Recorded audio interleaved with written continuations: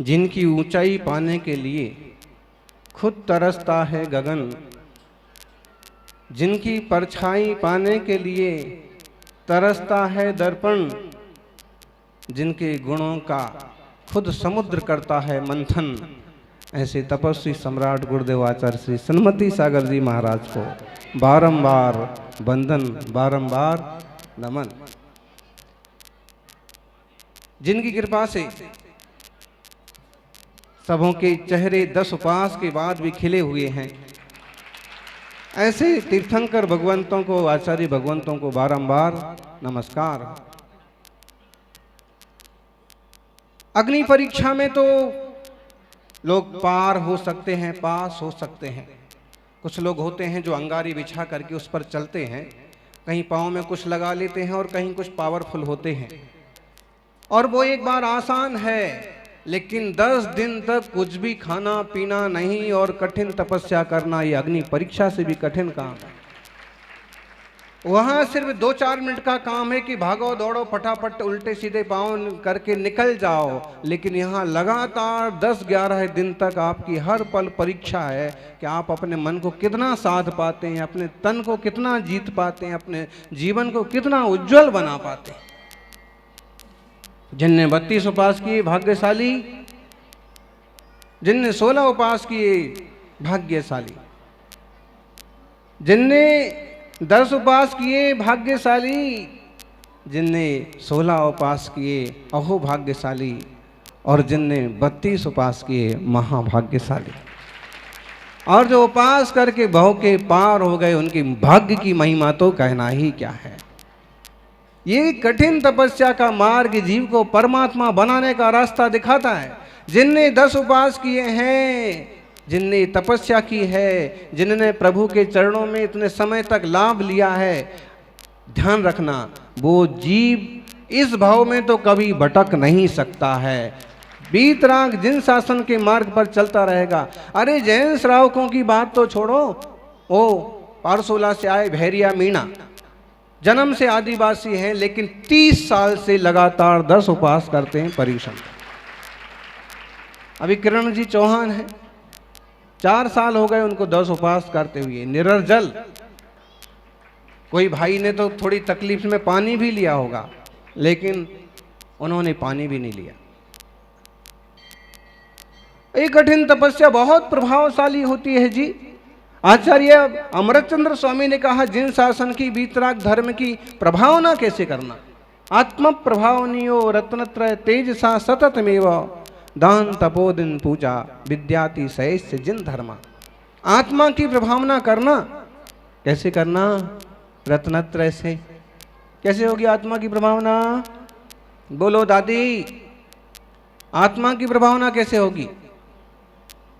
कोई नहीं बोलता है। रत्नत्रय से होगी जी। अपना सम्यक दर्शन, अपना सम्यक ज्ञान, अपना स्वभाव की शुद्धि होगी तो अपनी आत्मा की प्रभावना होगी। आत्मा प्रभाव नहीं हो। रत्नत्रय तेज सा, हमारा सम्यक दर्शन पक्का होना चाहिए, हमारा सम्यक ज्ञान पक्का होना चाहिए, और हमारा सम्यक चारित्र पक्का होना चाहिए। युवावस्था में भी आ गए हैं आप बेटे बेटियां बड़े लोग, तो भी संकल्प होना चाहिए कि अपने शील संयम चारित्र में किसी तरह का दाग धब्बा नहीं लगने देंगे, किसी भी तरह के लोगों के आकर्षण में नहीं आएंगे, और अपने चारित्र को जो श्रावक के लायक है कम से कम उतना बना के तो चलेंगे। गुरुदेव कहते थे श्रावक का चारित्र इतना ऊंचा तो होना चाहिए कि कभी मौका मिले तो गुरु का कमंडल पकड़ने में उसको हिचक पैदा ना हो। कभी मौका पड़े तो गुरु का कमंडल विनय से लेने की हिम्मत रखता हो कि महाराज मन वचन काय शुद्ध है, जीवन शुद्ध है, श्रावक का अच्छा जीवन जीता हूं, इतनी तो उसकी शुद्धि होना चाहिए। और इधर उधर मुंह मार के आया है, उल्टा सुल्टा करके आया है, उसकी खुद की हिम्मत नहीं पड़ेगी कि तपस्वी के आगे खड़ा हो जाए। और आप देख लो इस टाइप के लोग हैं, प्राय करके मंदिर से भी कन्नी काट जाते हैं, गुरुओं से भी कन्नी काट जाते हैं। क्यों? हिम्मत ही नहीं पड़ती। और कोई बेईमान आ जाए सामने तो भी आंख नहीं मिला सकता। क्यों? कहीं चारित्र में गड़बड़ किया है, कहीं श्रद्धा मैली हुई है, कहीं समर्पण में कमी आई है। इसलिए सम्यक दर्शन, ज्ञान, चारित्र, मोक्ष का मार्ग तो है ही, इस जीवन की मजबूती के लिए भी जरूरी है। चारित्र संकल्प देता है, दृढ़ता देता है। सौभाग्यशालियों, रत्नत्रय से आत्मा को पवित्र करना, विकसित करना, स्फुरायमान करना तीर्थंकरों ने क्या किया है? यही तो किया है। आत्मा स्वरूप को उपलब्ध कैसे हो गए? धीरे धीरे विचार करिए, हाथी की पर्याय वाला जीव पारसनाथ कैसे बन गया? पुरुषार्थ देखो, उनके भव देखो, विचार करो। और सौभाग्य है कि आज आप इस लायक तो हैं कि पारसनाथ के गीत गा रहे हैं, भक्ति कर रहे हैं और उनके दरबार में बैठे हैं। आज पारसनाथ के दरबार में पूरा राजेशाही दरबार सजा हुआ है, देखो आप। और अभी तो राजे लोग जब बैठेंगे ना अपने अपने आसन पर, तब देखना ये राजशाही भोग हो रहा है। आज उपास करने वाले तपस्वियों की एक महिमा हो रही है कि कैसे होता है तपस्वियों का पारणा। सज्जनों, फिर क्या करना? आत्म प्रभाव नहीं हो, रत्नत्रय तेज सा सतमेव दान तपो जिन पूजा, दान से जिन दर्शन की महिमा करना। वो श्रावक हैं, आए दिन शिलान्यास हम करेंगे, कलश हम लेंगे, और जब मौका पड़ता है और हिम्मत पड़ती है तो कुछ ना कुछ लाभ ले ही लेते हैं। देखिए ऐसे भाग्यशाली श्रावक। और अगर हम श्वेतांबर भाइयों को भी जोड़ लें और उनकी अठाई और उनका मांस खमन इसको जो लें तो कम से कम 20,000 लोग हैं इस देश में जो एक कठिन तपस्या कर रहे हैं। और इस तप के प्रभाव से क्या पूरा नहीं होता है, हैं? पर्यूषण के पहले भी पानी का रोना चल रहा था, लेकिन पर्यूषण में वो पानी गिरा। परसों हम तालाब की तरफ गए थे तो कुछ भाई, कुछ आदिवासी बंधु साथ में चलने लगे और कहने लगे कि तालाब भर करके कुएं तक आ जाता है, कुएं तक आ जाता है। उस दिन नहीं आया था और आज हम सुबह गए तो तालाब भर करके कुएं तक आ गया है।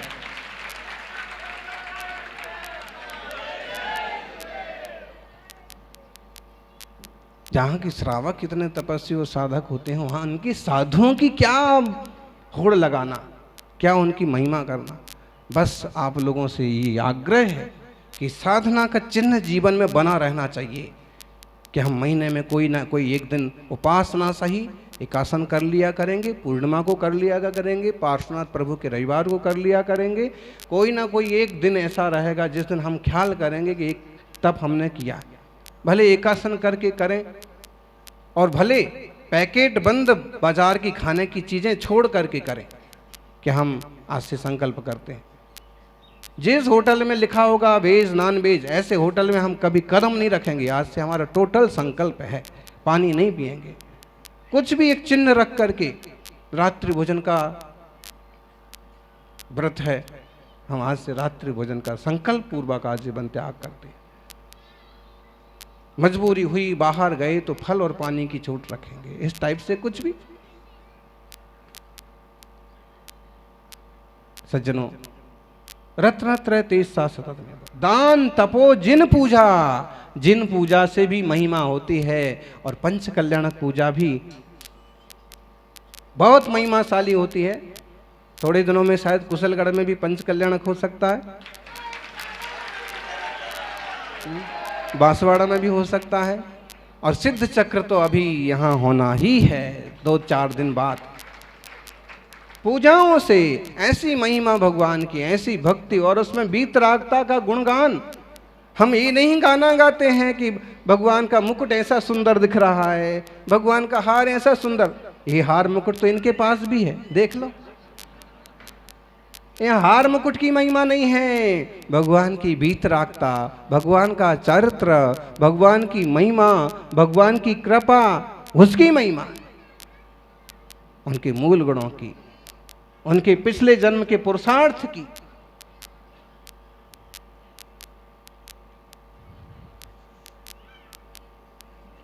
सज्जनों,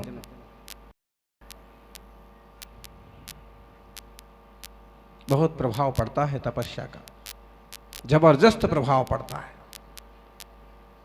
बातों का कम प्रभाव पड़ता है, तप का सीधा प्रभाव पड़ता। सम्राट अकबर के ज़माने की बात है, बादशाह के ज़माने की बात है, क्योंकि उसके बारे में ऐसा कहा जाता है कि वो काफ़ी मिलनसार था और दूसरे लोगों के धर्म को भी नुकसान नहीं पहुंचाता था, ये वो वगैरह वगैरह। ये उसकी अपनी नीति रही होगी, लेकिन उसी के जीवन की एक घटना है। जैसे श्रावकों ने उपवास किए हैं, ऐसे उस समय एक श्राविका ने बरसी तप कहिए 6 माह तक लगातार उपवास किए थे, 1 साल के उपवास किए थे, केवल पानी ले ले करके, कि पानी लेंगे 24 घंटे में 1 बार कि 2 बार भी ऐसे। और जब उसका बरघोड़ा निकला, उसका जुलूस निकला, और जब वो आगरा के सम्राट बादशाह के उस गली से दरबार के सामने से निकला, क्योंकि वो इतना असहिष्णु नहीं था एक तरह से, और जुलूस भी निकलते थे और ज़रूरत पर सब काम होते थे।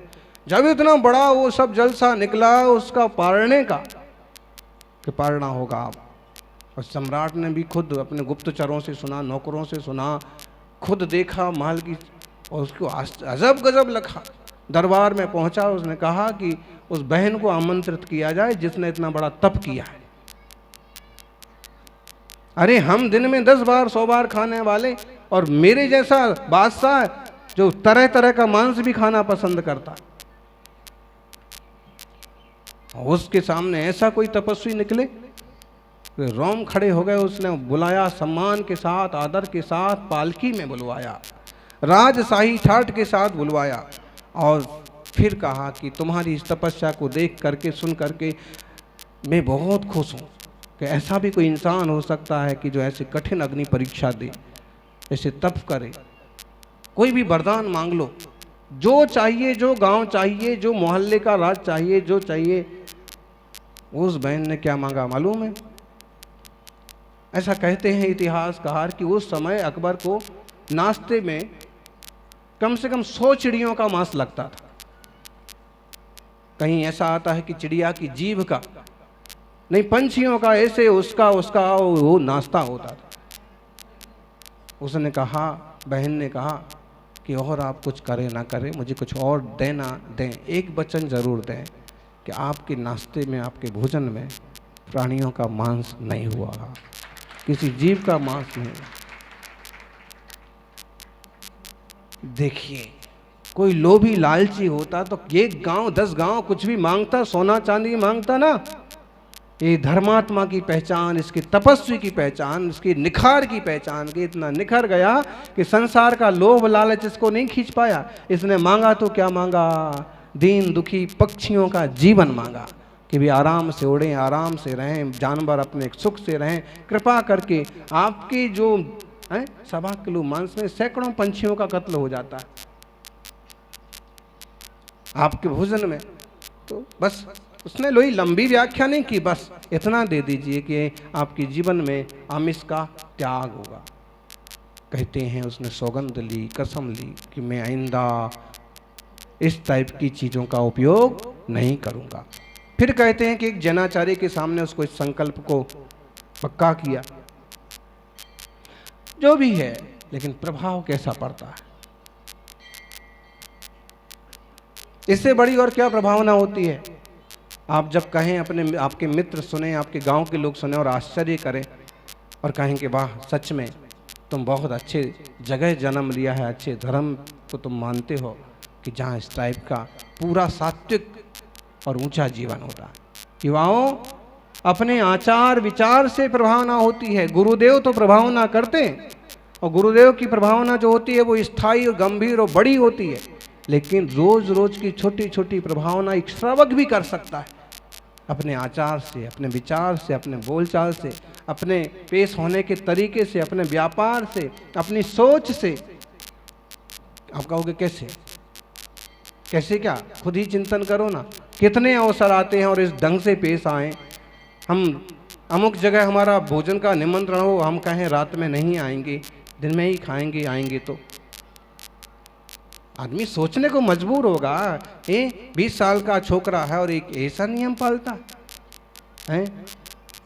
मैं 60 साल का होके भी और जहाँ मिल जाए, जो मिल जाए तो भगने लगता हूँ।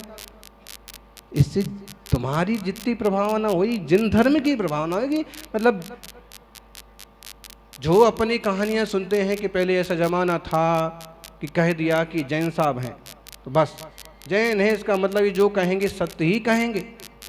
प्रभावना किसकी हुई? धर्म की हुई। और धर्म का नाम लेने से उस इंसान की आज भी लोग बड़ी कद्र करते हैं, जैन साहब बोलो तो। लेकिन कुछ लोग हैं जो इस पर धब्बा लगाते हैं। अक्सर कर आप कभी पत्र पत्रिकाओं में, समाचारों में सुनते होंगे तो उसमें अपराधियों में जैनियों का नाम कभी नहीं आएगा। लेकिन इस युग में ऐसे लोग भी होने लगे हैं कि साल में एक आध नाम जैनी का भी आने लगा। बताइए,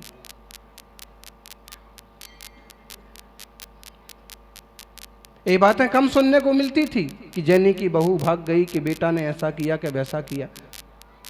अब टीवी मोबाइल का झंझट, असहिष्णुता, सहनशीलता की कमी। बताइए, अच्छे लोग ये करेंगे तो बुरों का क्या होगा? वो प्रसंग हम आपको जरूर सुनाएंगे। श्री राम के भाई भरत, और उनके बारे में ऐसा फेमस है कि राजपाट उनको सौंप देने के बाद भी सिंहासन पर नहीं बैठते थे। बहुत लोग समझाते थे, वो हाथ जोड़ के मना करते थे। बड़े भाई का ही कर्तव्य बनता है, बड़े भाई का ही आसन है। श्री राम ही विराजेंगे तो विराजेंगे, या उनकी चरण पादुकाएं रखी रहेंगी, मैं नहीं बैठूंगा। माँ ने समझाया, जितने जो थे सब ने समझाया। एक बार पढ़ाने वाले गुरु सांदीपनी वशिष्ठ ने भी समझाया। अब गुरु को कैसे मनाएं, कैसे मना करें? तो उन्होंने कहा कि गुरुदेव, आपके सारे तर्क सही हैं कि राज चलाने के लिए आसन पर बैठना जरूरी है, लेकिन मैं विनम्र निवेदन करता हूं कि अगर मैं आसन पर बैठता हूं तो ये धरती रसातल को चली जाएगी, भूकंप आ जाएगा, दुनिया खत्म हो जाएगी। गुरुदेव ने कहा कि भरत, कैसी बात करते हो? इस धरती पर रावण जैसे गड़बड़ लोग हैं, मरीचि जैसे बदमाश लोग हैं, और भी ढेरों लोग हैं, और इतनी गलतियां, इतनी बेवकूफ़ियां करने के बाद भी धरती जमीन को नहीं जा रही है, भूकंप नहीं आ रहे हैं, तो तेरे आसन पर बैठने से कैसे हो जाएगा? उसने कहा कि धरती को क्या, सबको पता है कि रावण राक्षस वंशी है, मरीचि राक्षस बनती है, अमुक लोग आतंकवादी हैं, वो नक्सलवादी हैं। धरती को क्या, सबको पता है। इसलिए इनका बोझ तो धरती सहन कर जाती है, लेकिन अगर राम का भाई भरत भी वही काम करने लग जाएगा तो धरती सहन नहीं कर पाएगी।